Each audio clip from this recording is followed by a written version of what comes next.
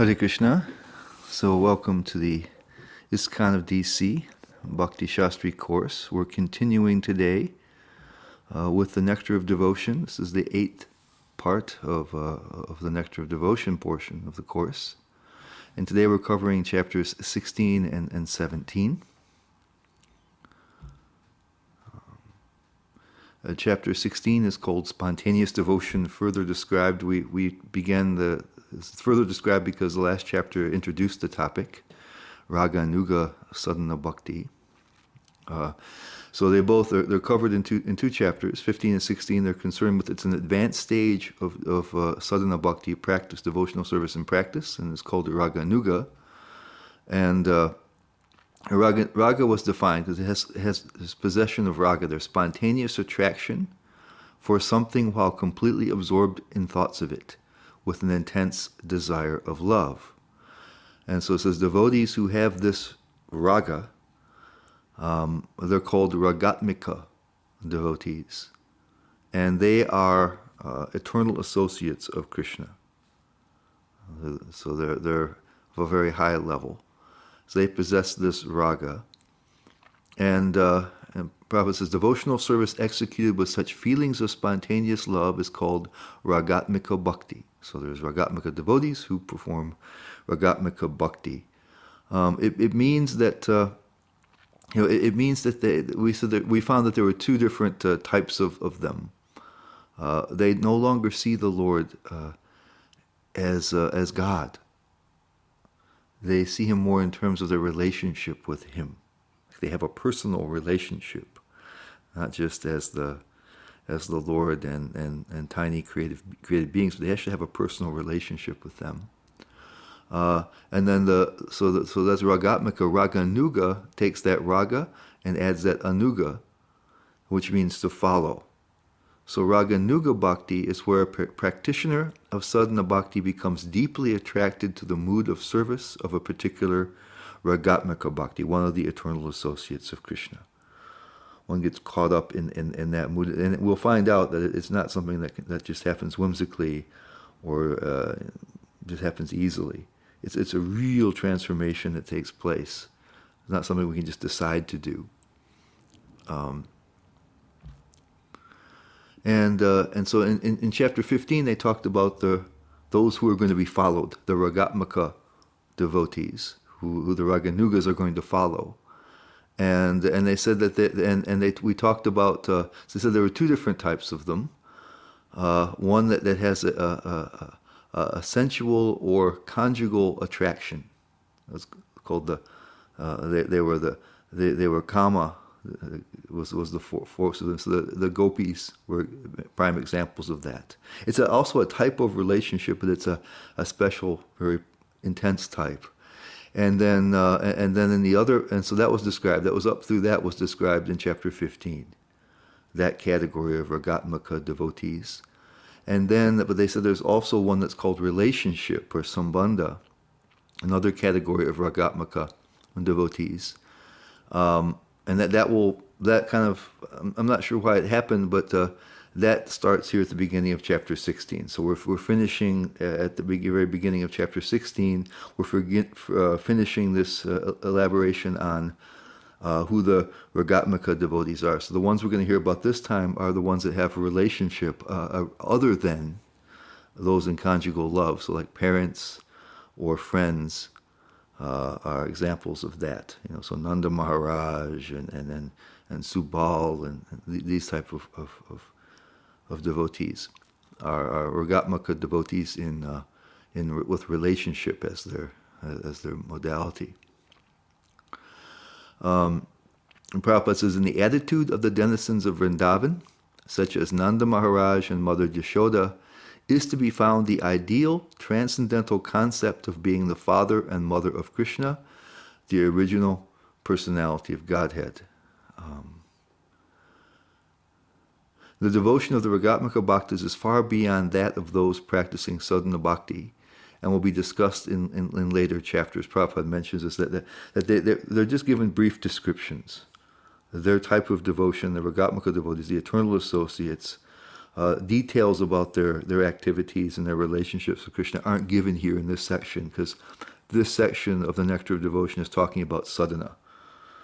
And so just because this one type of sadhana follows these types of devotees, some description is given. But the elaborate description of their type of devotion will be given in the later parts of the Nectar of Devotion, when higher levels of bhakti are described. So they're just described in brief. Prabhupada says, persons desiring to follow in the footsteps of such eternal devotees of the Lord as the Vrishnis and Vrindavan denizens are called Raganuga devotees, which means that they are trying to attain to the perfection of these devotees. They're following after them. And he says, these Raganuga devotees do not follow the regulative principles of devotional service very strictly, but by spontaneous nature they become attracted to some of the eternal devotees such as Nanda or Yashoda, and they try to follow in their footsteps spontaneously. This does not mean that they are lax in their practice. Well, this will be explained pretty nicely, but just before we get any bad ideas in our minds, we think, following the regulative principles and chanting 16 rounds, sometimes is a struggle. So wouldn't it be nice if I could, not follow them very strictly, be lax about that, and somehow then, pick up the mood of Nanda, Yashoda, or one of the friends, or of the gopis, and boy, life would be easier that way. That's not what's meant by not following very strictly. It'll be explained that what that means later on, but it means actually that their devotion becomes much, much more intense. They're going to be chanting much more. They have no difficulty following the four regulative principles at all. It's quite a different situation. And then he says, there is a gradual development of the ambition to become like a particular devotee, and this devotee is called Raganuga. And then the Prabhupada actually he begins to explain that that part that I was talking about. We must always remember, however, that such eagerness to follow in the footsteps of the denizens of Braja, Vrindavan, is not possible unless one is freed from material contamination. In following the regulative principles of devotional service, there is a stage called anartha nivritti, which means the disappearance of all material contaminations. So he says this can't even be considered until that stage has come into place. So that already, like I said, chanting our rounds may seem difficult, or following the four regulative principles may seem difficult. That's because we're in the stage where anarthas are present, not where they've been cleared away like anartha nivritti. So we can't even begin to think about. So instead of giving us relief from that, this Raganuga Bhakti is predicated upon at least that much advancement, where we no longer have any struggle. We enter the stage called nishta, or steadiness, after the removal of the contaminations. So it's a high level thing, not a low level thing. And then I've got there's a section, chapter 22 in the Chaitanya Charitamrita Madhya Lila, where Lord Chaitanya talks about some of these same topics, and some of the verses are used in the Bhakti Rasamrita Sindhu, and so I thought some of these are can nicely illustrate what we're talking about.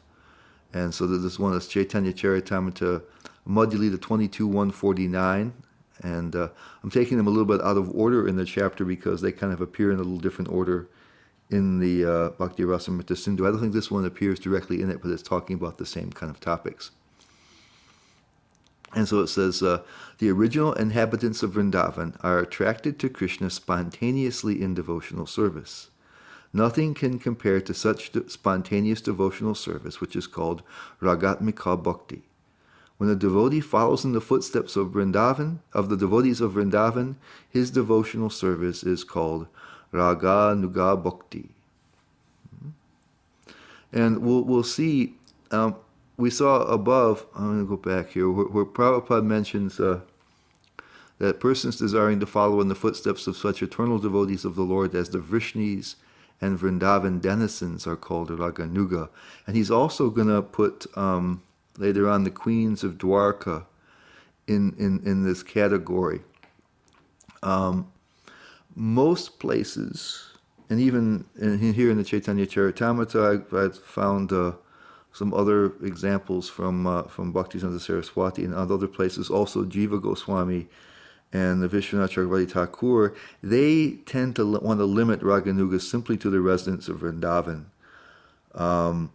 But what's the fact is that they all understand that and including Srila Prabhupada, that the residents of Vrindavan have this raga, this attachment and this relationship to the highest degree, and it's always complete. The Vrishnis, the residents of Dwarka, the Pandavas, other persons like that, they also have some of that raga. Arjuna sees Krishna as his friend, Uddhava as his friend, the queens, have romantic relationship, conjugal love with them. But they also at the same time have understanding of Krishna's position as God. Sometimes the relationship is stronger, sometimes the knowledge of God is stronger. So they're kind of midway in between. And what Prabhupada's going to say is that if you follow the queens of Dwarka, you can, follow their mood, you can attain their position. But he agrees that the gopis and the residents of Vrindavan are the most intense example of that. And it's really just kind of a technical definitional point. What do you mean? So most people, they limit Raganuga and the Ragatmaka devotees to the residents of Vrindavan because they're 100% that way. And the other ones, Rupa Goswami mentions also that you can become a queen in Dwarka, and he mentions these others, and that they have a certain amount of raga. So it's really just a question of semantics. But most people will say that the Raganuga means the residents of Vrindavan. And then here in Chaitanya Charitamrita Madhya 22:154, this is given this comes at the very beginning, I think, of chapter 15 in the Bhakti Rasamrita, in the Nectar of Devotion. Devotional service and spontaneous love is vividly expressed. So here it says vivid, fully, or the word that Prabhupada has is abhivyaktam, and Prabhupada says fully expressed and manifest by the inhabitants of Vrindavan. So it opens the door that there are others that can have some of that. That's like the Vrishnis and the Pandavas. But it's most vividly or fully expressed in them. Devotional service that accords with their devotional service is called Raganuga Bhakti, or devotional service following in the wake of spontaneous loving service. So, what we've been hearing.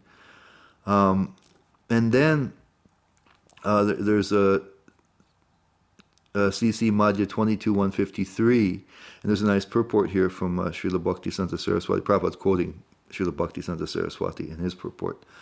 It says, if one follows in the footsteps of the inhabitants of Vrindavan out of such transcendental covetousness, he does not care for the injunctions or reasonings of Shastra. This is the way of spontaneous love. So this is talking about that notion of not following the regulations so strictly. Previously, because it says what happens is in the stage of Vaidhi Bhakti, or following the rules and regulations, one has one's motivation. That's the basis for one's practice. One has faith in the scriptures. One has faith in the methodology. So one has a desire to attain Krishna's devotional service, has faith in these things, and so he or she is motivated to follow the rules and regulations, trying, as we mentioned previously, trying to awaken the natural love that's within. So their actions are based on faith in the scriptures, are based on understanding the necessity for these types of activities, understanding what they can gain from those activities. This Raga Nuga Bhakti is based on raga. This begins to feel, you understand something about your own position eternally, actually. And you begin to be captivated by the type of bhakti of these eternal associates. And so it's no longer inspired by understanding the scriptures. It doesn't mean you don't follow them. It doesn't mean you don't follow the rules and regulations, but that's not your motivating force. Now you feel like you have a relationship with Krishna, and so you have just a natural desire to serve. So it's a more powerful inducement for service, actually. And Srila Bhaktisiddhanta Saraswati Prabhupada says, Thakur says that a devotee is attracted by the service of the inhabitants of Vrindavan, namely the cowherd men, Maharaj Nanda, Mother Yashoda, Radharani, the gopis, and the cows and calves. An advanced devotee is attracted by the service rendered by an eternal servitor of the Lord. This attraction is called spontaneous attraction. Technically, it's called Swarupa Upalabdhi. This stage is not achieved in the beginning. In the beginning, one has to render service strictly according to the regulative principles set forth by the revealed scriptures and the spiritual master. By continuously rendering service through the process of Vaidhi Bhakti, one's natural inclination is gradually awakened. That is called spontaneous attraction or Raganuga Bhakti. So it's clear again that it's not something that we can adopt because we're struggling with the rules and regulations and can now transcend them.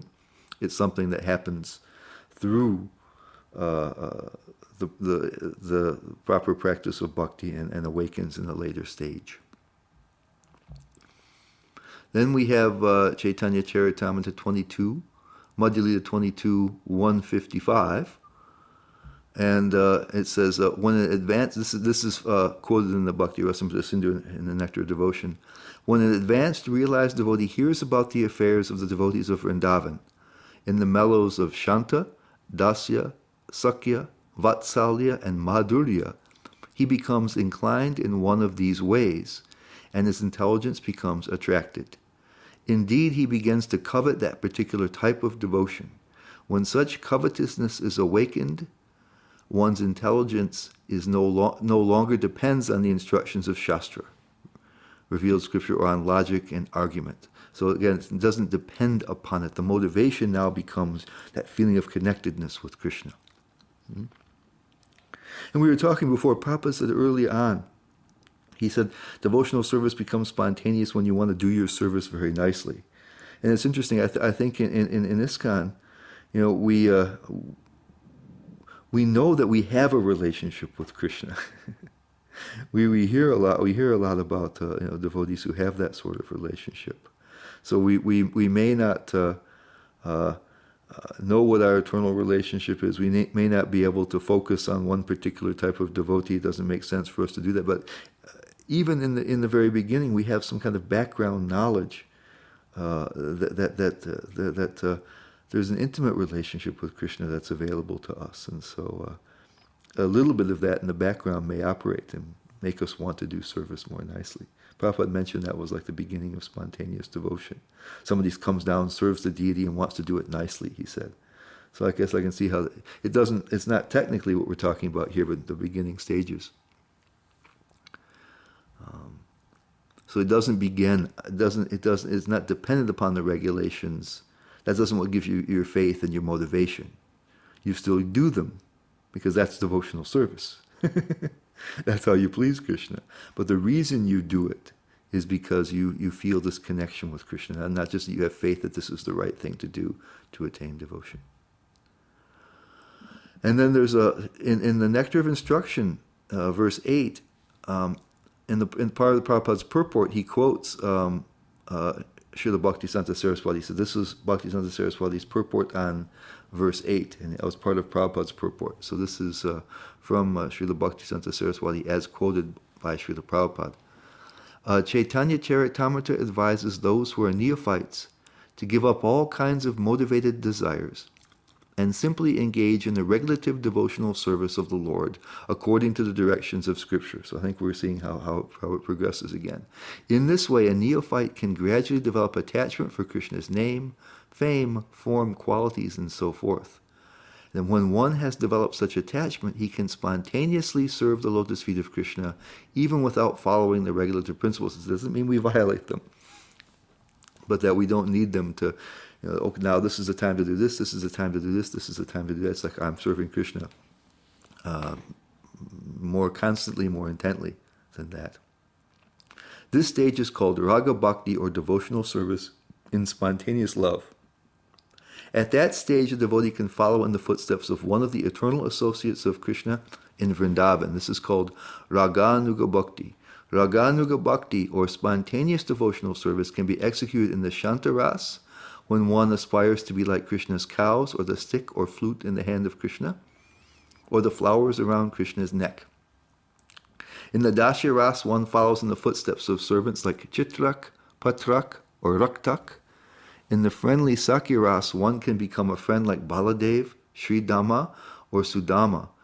In the Vatsalya Ras, characterized by parental affection, one can become like Nanda Maharaj and Yashoda. And in the Madhurya Rasa, characterized by conjugal love, one can become like Srimati Radharani or her lady friends such as Lalita and her serving maids, Manjaris like Rupa and Rati. This is the essence of all instruction in the matter of devotional service. That verse in Nectar of Instruction began to talk about Raganuga. He didn't explain very much about it, but it was mentioning it.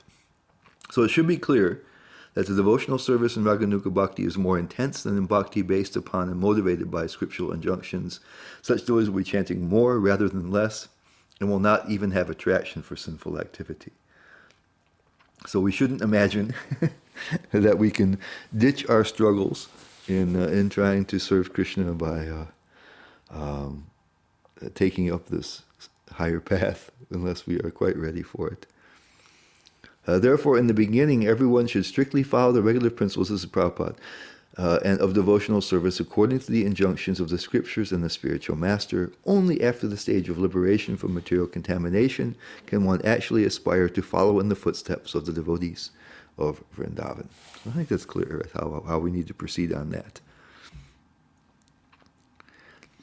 And Prabhupada says, it is said by Sri Rupa Goswami, when one is actually liberated from material contamination, he can always remember an eternal devotee in Vrindavan in order to love Krishna in the same capacity, and developing such an aptitude, one will always live in Vrindavan, even within his mind. He says, if it is not possible, however, to be physically present at Vrindavan, one can meditate anywhere upon living in that situation. Wherever he may be, one must always think about the life in Brajadam and about following in the footsteps of a particular devotee in the service of the Lord. And here I've quoted Chaitanya Charitamrita, Madhya Lila again, chapter 22 again. This is text 160. And this is also part of the Bhakti Rasamrita Sindhu that Prabhupada has made a summary study of in the Nectar of Devotion. The devotee should always think of Krishna within himself and should choose a very dear devotee who is a servitor of Krishna in Vrindavan. One should constantly engage in topics about that servitor and his loving relationship with Krishna, and one should live in Vrindavan. If one is physically unable to go to Vrindavan, he should mentally live there. And another one, Madhya Lila 22, 156 and 157. There are two processes by which one may execute this Raganuga Bhakti, external and internal. When self-realized, the advanced devotee externally remains like a neophyte and executes all the Shastric injunctions, especially those concerning hearing and chanting. But within his mind, in his original purified self-realized position, he serves Krishna in Vrindavan in his particular way. He serves Krishna 24 hours a day, all day and night. So externally, he follows the normal processes of bhakti, and internally relishing this raga. And Prabhupada says here in the Nectar of Devotion, he says, activities in devotional service under regulative principles must be followed even by the pure devotee. This is what he's talking about, that last verse. But when he realizes his actual position in relationship with the Lord, he can, along with the discharging of regulative service, think within himself of the Lord under the guidance of a particular associate of the Lord and develop his transcendental sentiments in following that associate.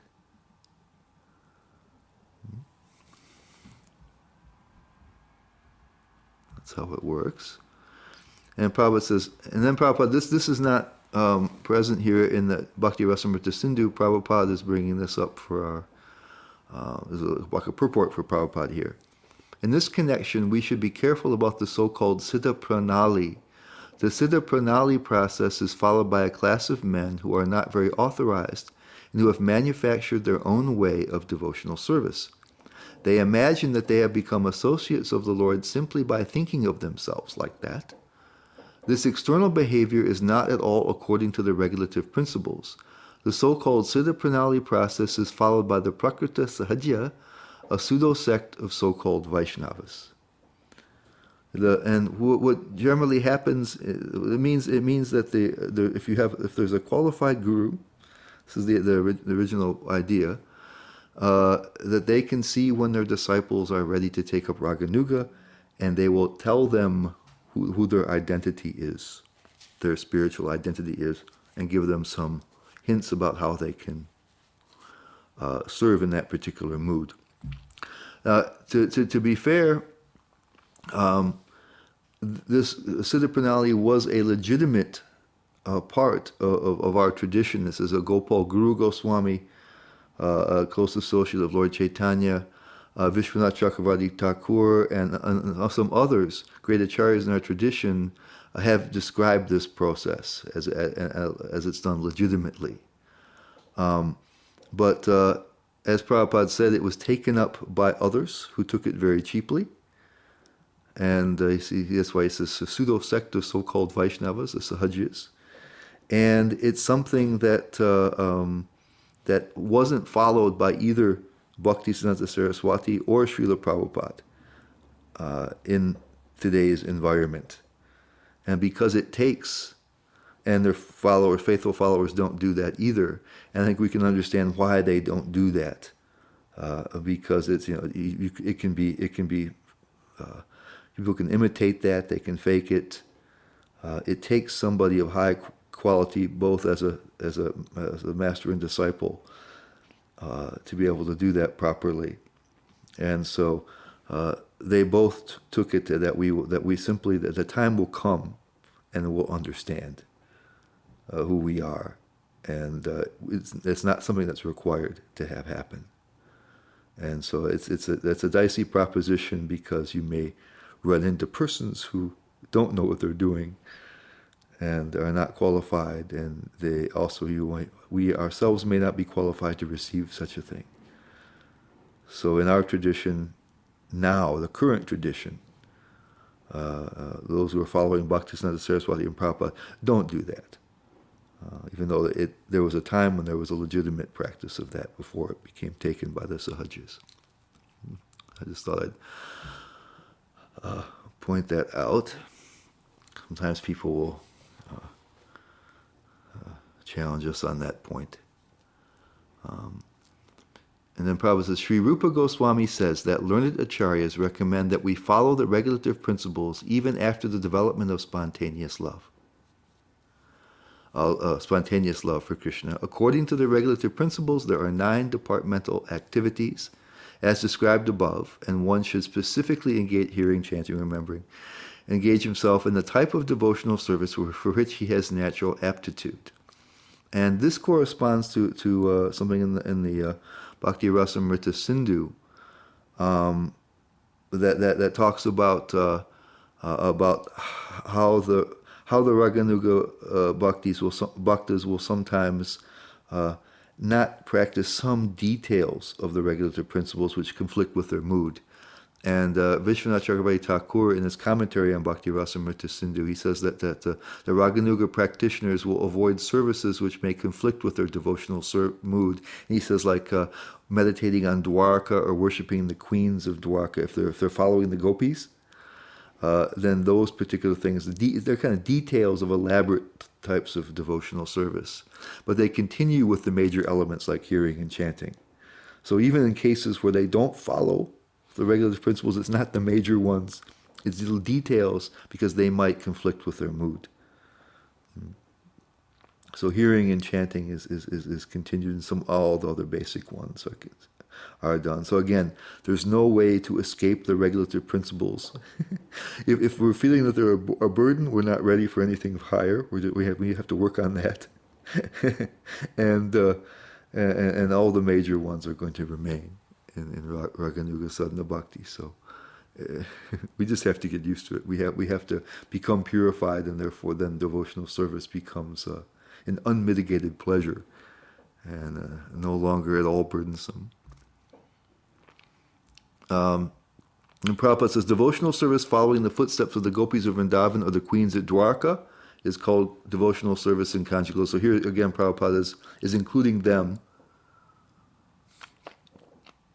as in that in the category of Raganuga. Again, they have some level of raga. And he says this devotional service and conjugal love can be divided into two categories. One is indirect conjugal love, the other direct. And it means that one type wants direct association with Krishna, and the other is attracted to the devotion that the conjugal devotees have for Krishna. That's how those two things are explained. So some may want actually to meet with Krishna, and others are just attracted to the mood of service of a particular gopi or queen, if we follow that.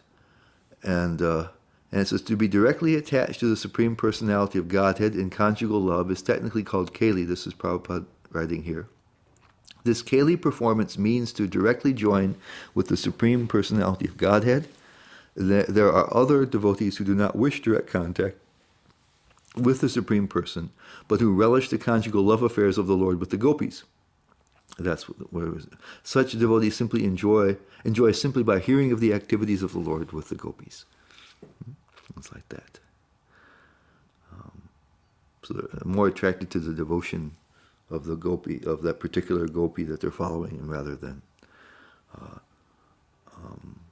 wanting to actually have association directly with Krishna. And Prabhupada says this development of conjugal love can be possible only with those who are already engaged in following the regular principles of devotional service, specifically in the worship of Radha and Krishna in the temple.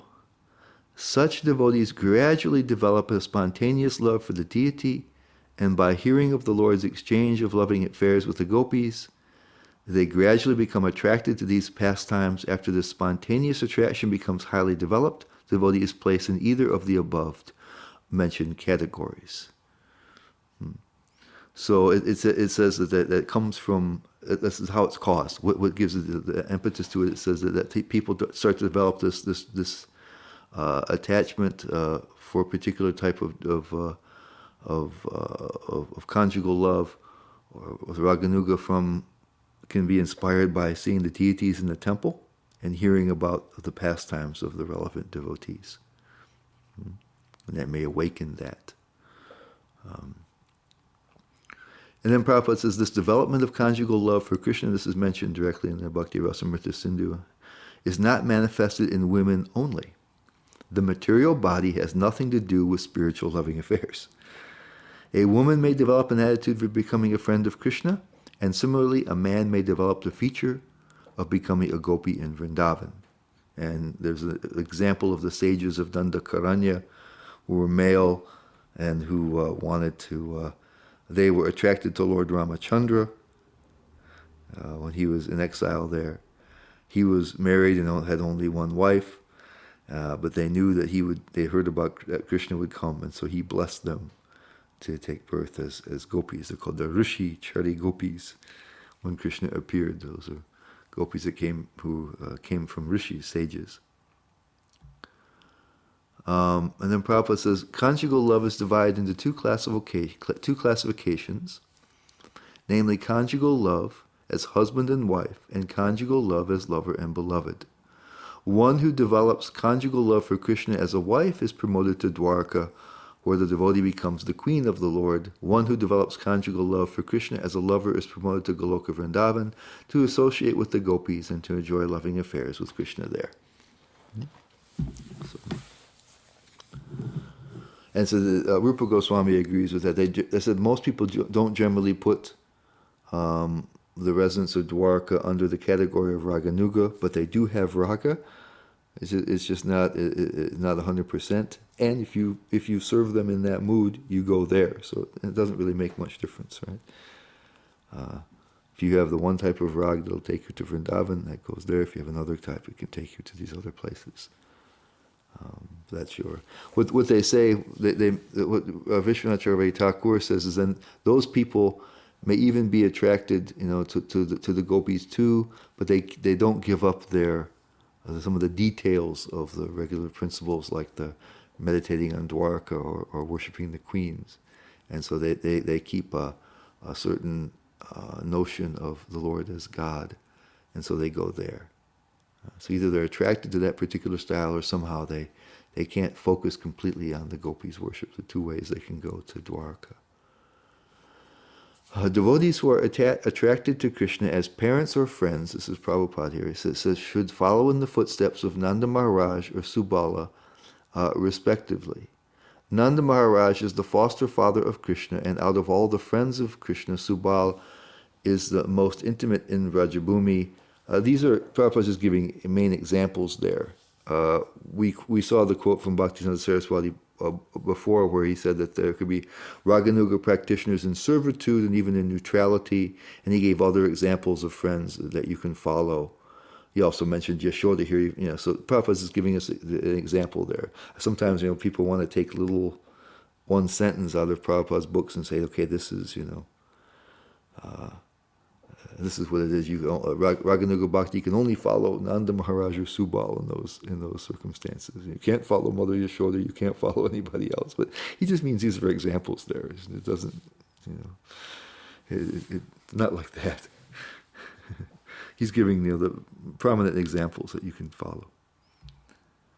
Srila Prabhupada comments, and also Jiva Goswami says the same thing in his commentary on Bhakti Rasamrita Sindhu, that one cannot and should not aspire to be the devotees that one follows, but rather, as Prabhupada says, cherish the ideal.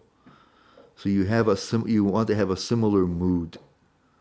You can't become Nanda Maharaj. You can't become Yashoda. You can't become Subal. You can't become Sridhama. These positions are taken. They're eternal associates. They're already there. He says this is Mayavad contamination. If you think that the Mayavadis think you can become God, and if you think you can become Radharani or any of these eternal associates, but you become people with the same kind of mood. Everybody in Vrindavan, all the adults, thought of Krishna, as they had parental affection towards him. They weren't his parents, but they all felt parental love for him. And all the cowherd boys felt friendship for Krishna. So there's these devotees that were worshiping in Raganuga Bhakti. They exemplify these types of affection in the highest way.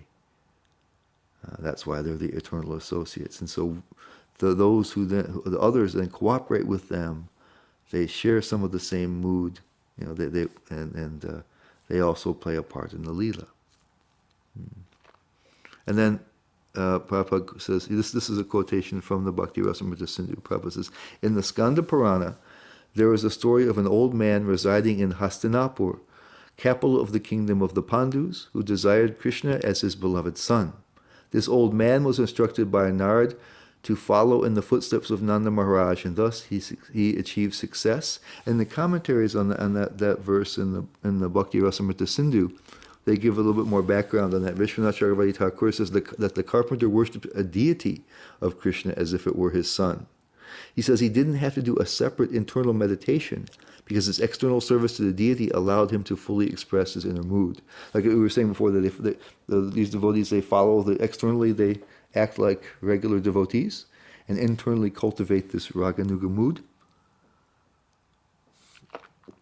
This person, Vishwanath Chakravarti Thakur, says he didn't have to do that. He was expressing that mood by taking the deity to be his son directly.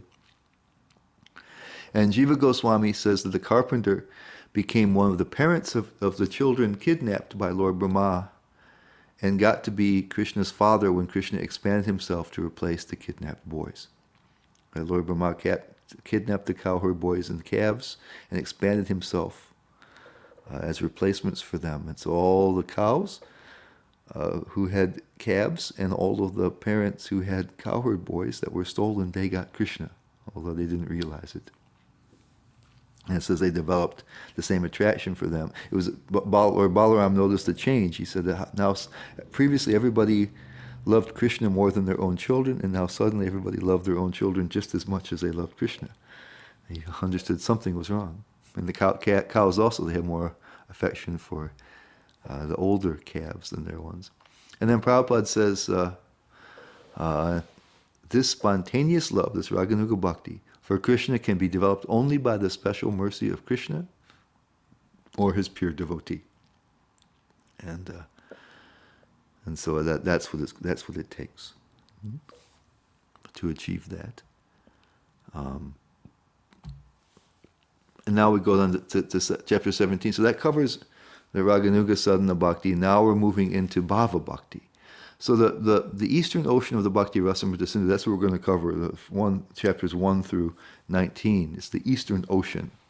And it's focused on sadhana bhakti, devotional service and practice. And now we've fully covered that.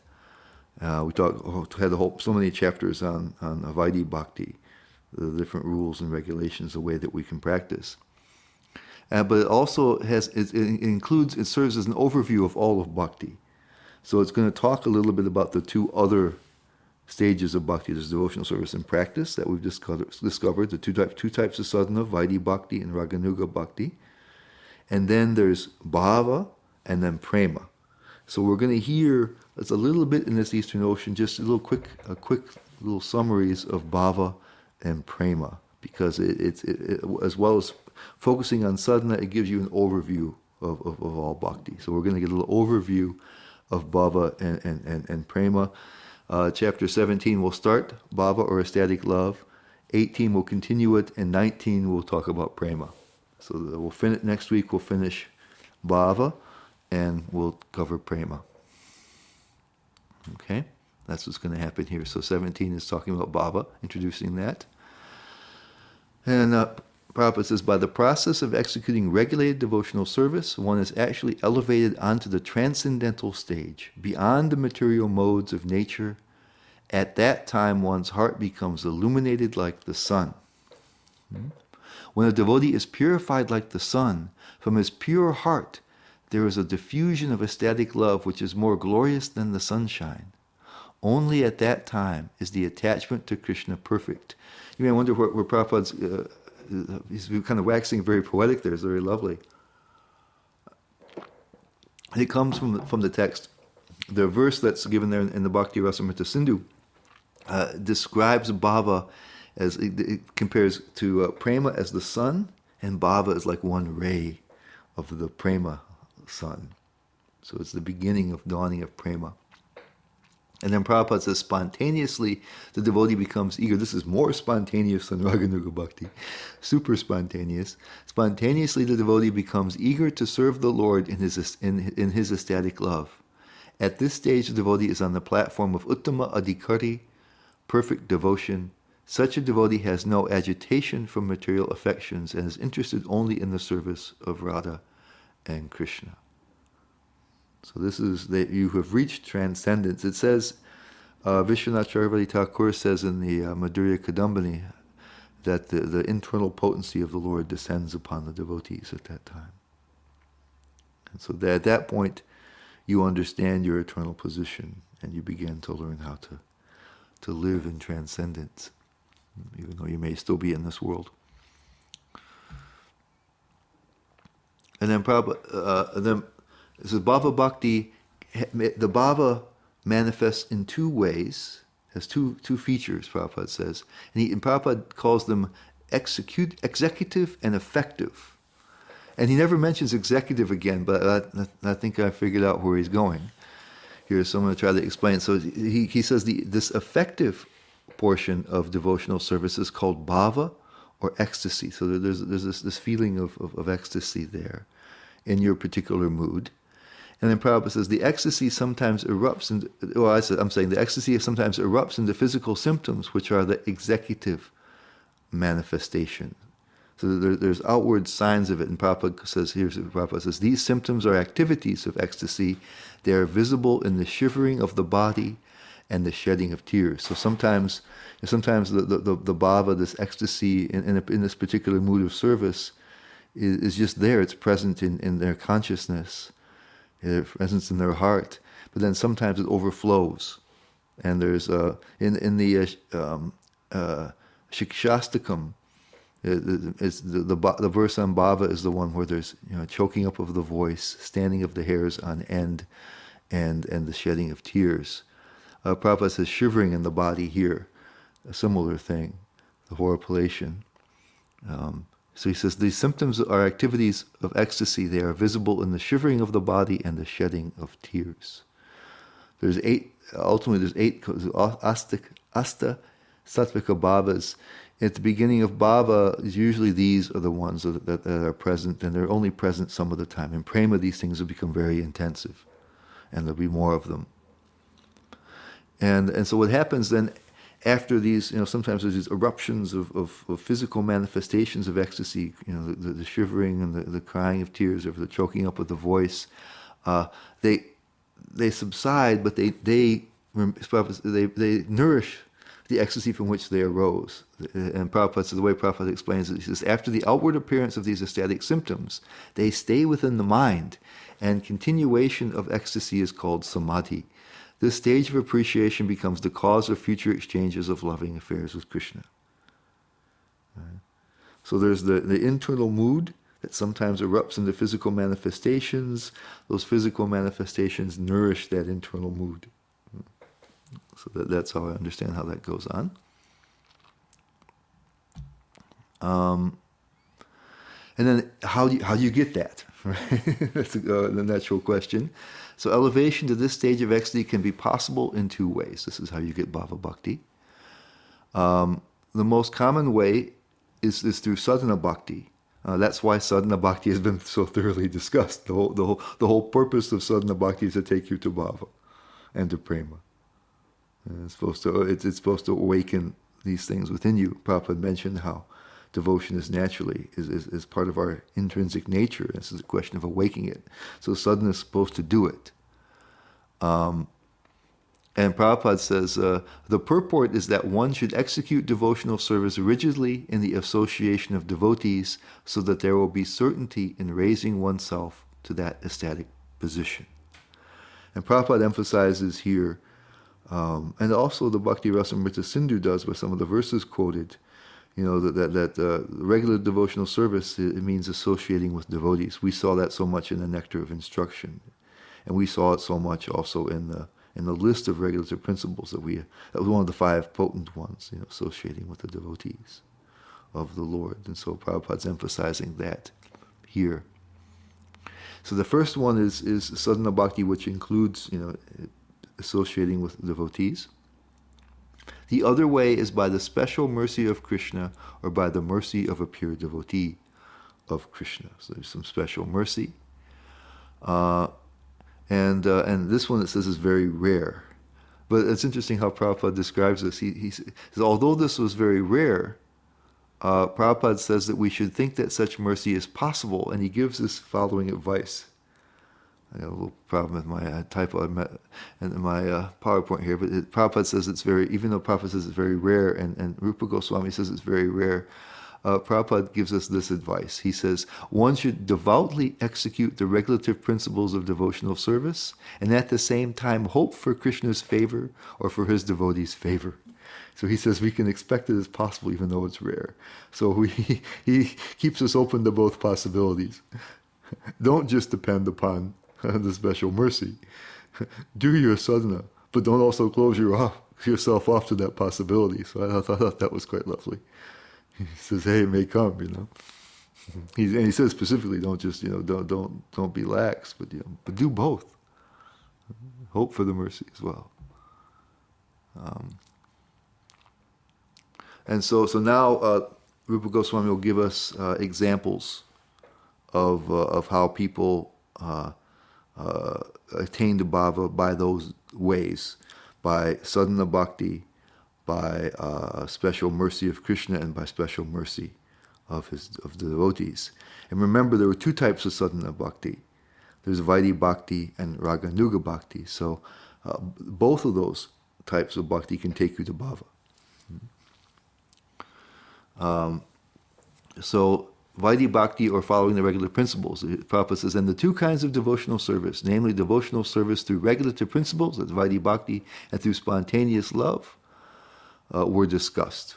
So he says, so both of those things can lead to it, and we'll hear examples of that.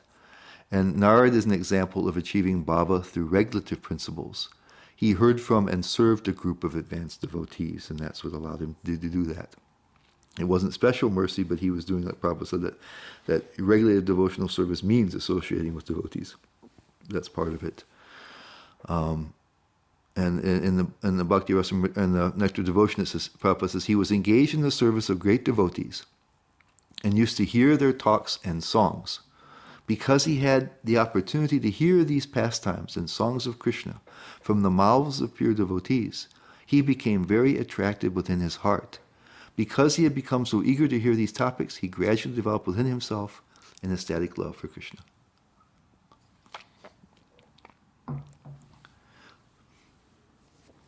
So he wasn't following after any of the residents of Vrindavan or anything like that, but he still developed bhava through devotion, through Vaidhi Bhakti, Vaidhi Sadhana Bhakti. And here's the verse from the Bhagavatam. Thus, during 2 seasons, the rainy season and autumn, this is Narad speaking, I had the opportunity to hear those great-souled sages constantly chant the unadulterated glories of the Lord Hari. As the flow of my devotional service began, the coverings of the modes of passion and ignorance vanished. And the power of associating with pure devotees is also illustrated by the following verse spoken by Lord Kapila, which mentions rati, and which is another word for bhava. Wow, I've got. Okay. And that verse from here is given from the Bhagavatam, that's quoted in the Bhakti Rasamrita Sindhu. In the association of pure devotees, discussion of the pastimes and activities of the Supreme Personality of Godhead is very pleasing and satisfying to the ear and the heart. By cultivating such knowledge, one gradually becomes advanced on the path of liberation, and therefore he is freed, and his attraction becomes fixed. Then real devotion and devotional service begin. Shraddha Rati, and there's Rati, attraction. And in the Bhakti Rasamrita Sindhu, Rupa Goswami says the bhava and Rati are interchangeable terms. So and he takes them that way. So he says this is talking about a bhava. So again, Lord Kapila Dev is saying if you this is Vaidhi Bhakti, but if you're associating with the devotees, it can produce bhava bhakti. So it's not necessary to reach bhava. It's not necessarily to practice Raganuga Sadhana Bhakti.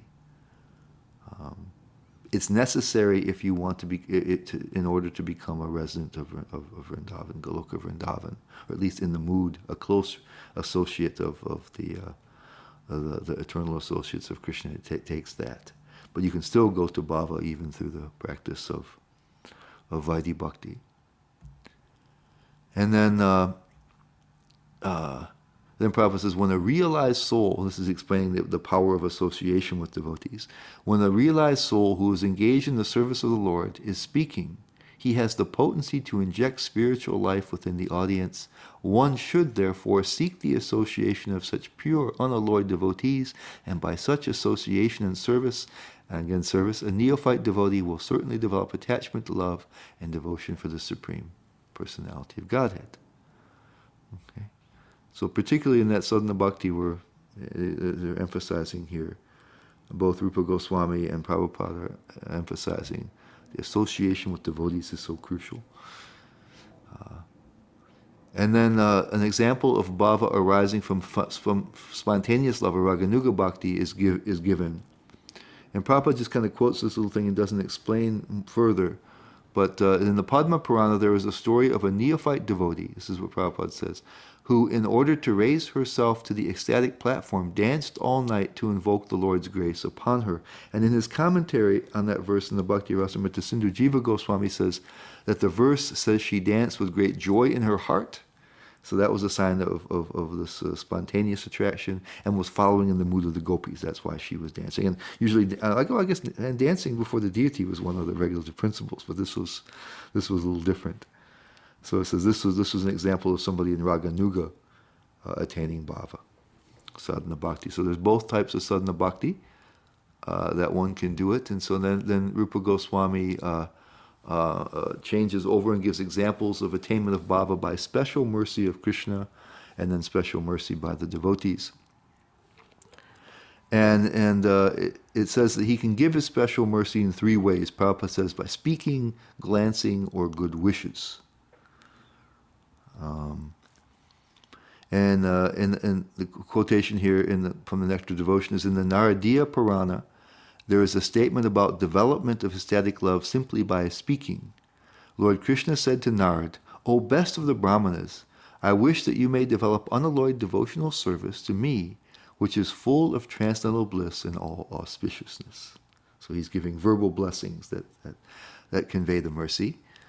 In the Skanda Purana, there is a statement about developing ecstatic love towards Krishna simply by glancing. It is said here, when the inhabitants of Jungala province saw the personality of Godhead Krishna, they were so stricken with feeling that they could not withdraw their glance from him. So he appears before you and gives you a merciful glance. So the mercy can be done in that way. And then Shukadev Goswami is given as an example of receiving special mercy by Krishna's good wishes. And so it's interesting. And the Srila Jiva Goswami explains it. He says that he developed bhava, he says bhakti, I meant bhava, while within the womb.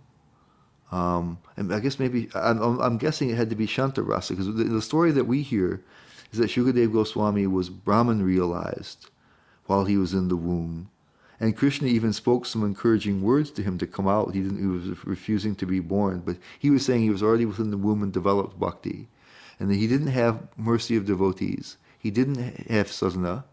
And it was without seeing or hearing the Lord. So it was previous to when Krishna spoke to him. So that leaves only good wishes that were left. So I guess maybe that it meant he was in Shanta Rasa or something. Somehow he says this is what Jiva Goswami says, then that's why this is being used as an example of good wishes. It followed in that cycle. The Bhakti Rasamrita Sindhu said, okay, this is, here's the words, here's the glances, and here's the good wishes. So he didn't explain it. From what I understood, Shukadev Goswami had Brahman realization when he was in the womb, but maybe it was more than that, apparently, according to Jiva Goswami. So he just suddenly had bhakti, some kind of bhava bhakti, without any of these things happening. And then examples of special mercy by a devotee are Prahlad Maharaj and Mrigari, the hunter. When Prahlad Maharaj was within the womb of his mother, she was being sympathetically instructed by Narad about the science of devotional service, and at the same time Narad was wishing that the child within the womb could also take advantage of the instructions. Because Narad, an authorized devotee and great associate of the personality of Godhead, was desiring auspiciousness for Prahlad Maharaj, Prahlad Maharaj developed all the characteristics of a high-grade devotee. So just the special mercy of Narad, he desired him to become a devotee. He got bhava just from that.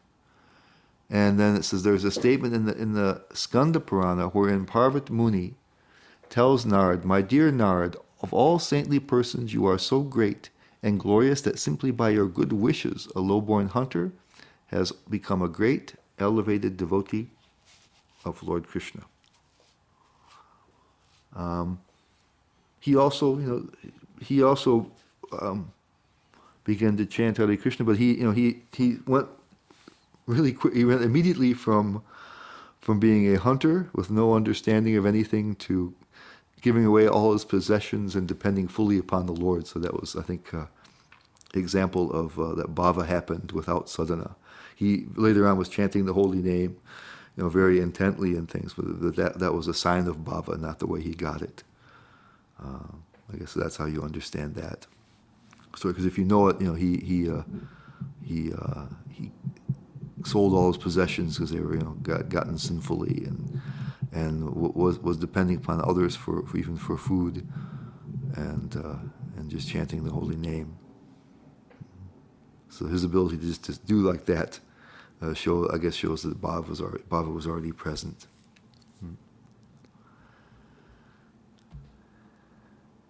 And that's what it is. Today that ends the treatment of bhava bhakti. Ends the first introductory part. Then it's going to be discussed further Next week, they'll talk about different flavors of it and different external symptoms of it. And then we'll talk about, so we'll finish Bhava next time, and we'll take up Prema. So that's all for our presentation today. The chapters are a little short, but not long enough to keep going. So we'll stop a little bit early. We can have discussion here. Usually we have discussion outside of the parameters of the class. We go too long. So today we can avoid that and keep the discussion within the parameters of the class. So that's kind of nice.